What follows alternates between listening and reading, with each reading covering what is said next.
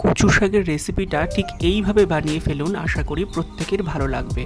আরও একবার আপনাদের সকলকে বঙ্গমায়ের রান্নাঘর ইউটিউব চ্যানেলে স্বাগত জানাই। আজকে রবিবার, তো সেই উদ্দেশ্যেই আজকে এই রেসিপিটা আপনারা সম্পূর্ণ দেখতে থাকুন। তো প্রথমেই একটা কড়াইয়ের মধ্যে কিছুটা পরিমাণ তেল দিয়ে এবং কিছুটা পরিমাণ রসুনকে ভালোভাবে এইভাবে ভেজে নেওয়া হলো। এরপরেই এর মধ্যে কিছুটা পরিমাণ বাদাম অ্যাড করে দেওয়া হলো। বাদাম অ্যাড করে ভালোভাবে এগুলোকে সুন্দরভাবে নেড়ে নেওয়া হলো। এরপরে কিছুটা পরিমাণ লবণ দিয়ে আবারও ভালোভাবে নেড়ে নেওয়া হলো।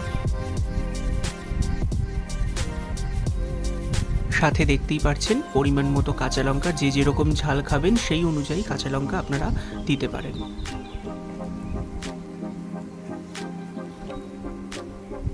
এরপরে স্বাদ মতো লবণ, স্বাদ মতো হলুদ দেবেন এবং ভালোভাবে এটিকে নেড়ে নেবেন।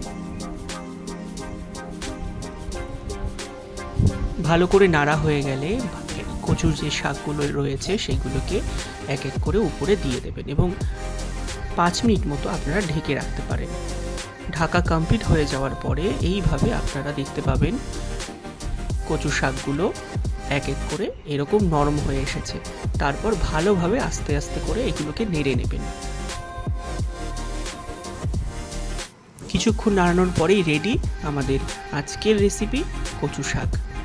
এইভাবে বানিয়ে দেখুন, অবশ্যই ভালো লাগবে। আর ভিডিওটা সম্পূর্ণ দেখার জন্য অনেক ধন্যবাদ।